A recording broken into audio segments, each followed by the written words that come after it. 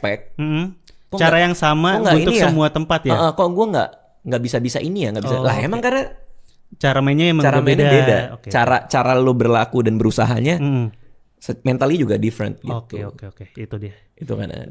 Makasih Bang. Gokil. Seru juga ya kayak gini ya. Gue akhirnya punya tempat di mana gue kelihatan bagus nih.